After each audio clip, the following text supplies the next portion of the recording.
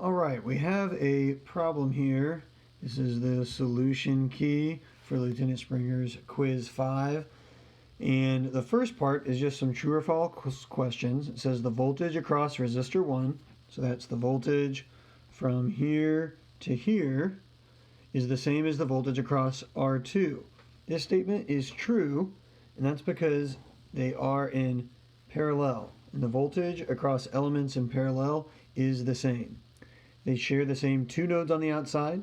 They're in parallel, so their voltage across is the same.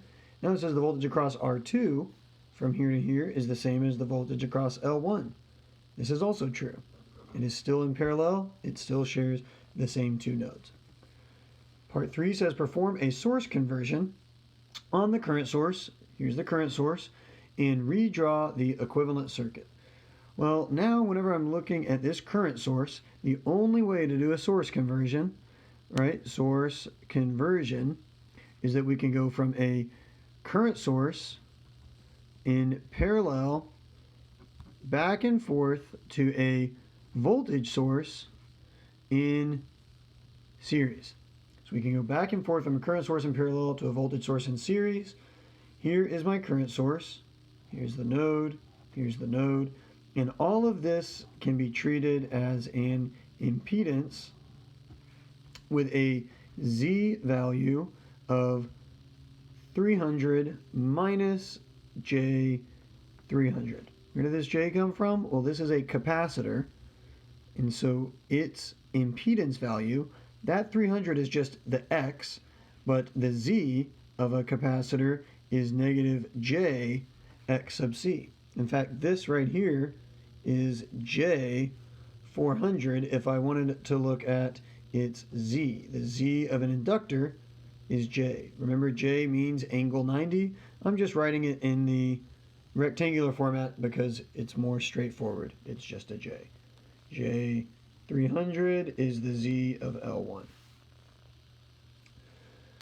All right, so now we're going to perform a source conversion. We have a current source in parallel, and so as I've said before, it's like I can cut off the circuit right here. I can unplug my current source with this, convert it to a voltage source in series with the same Z, and then I can plug it back in. And so I will use Ohm's law to do my source conversion, and I've been saying S as the source. The voltage source that we're going to solve for is equal to the current source times whatever the adjacent, right? So I've been saying next to the source, however you want to call it, but this is 4 amps angle 45.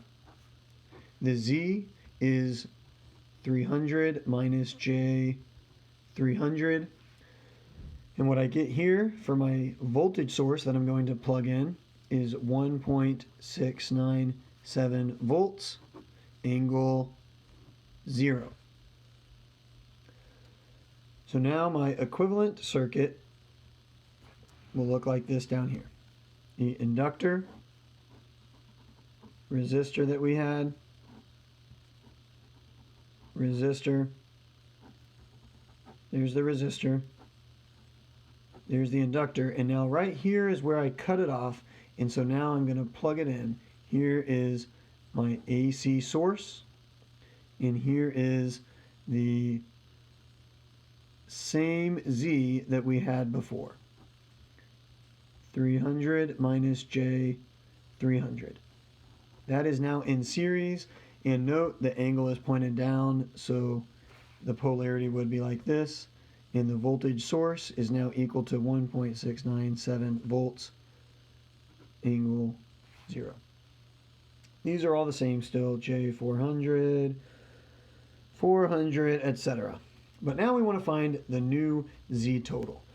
And what I'm going to do here is these three are in parallel. I'm going to add those up first. That's 1,000, that's 2,000. So these three together, it's like I can put them inside of a box with just those. And then here's the 400, J 400, 300, minus J 300, and here's my source. So it said of the new circuit, And I'm simplifying it just so that we understand it. If you wanted to just write the equation, that would also be fine.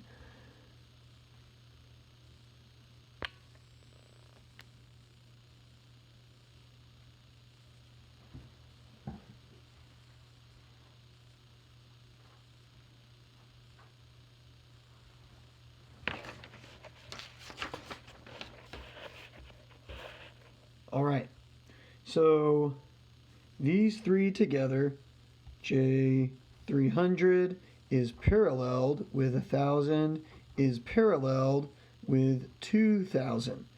And then all of those together are going to go inside of this box. Together they make up 112.3 plus 249.5 J. This is still 400. This is still J400. And now everything else gets added. So I had 400. If I'm starting from my source, it's series. That gets added with J400. And it's that same Z component that gets added 300. I'm putting it in parentheses so that we remember that this will be a negative. And all of that together, the Z total comes out to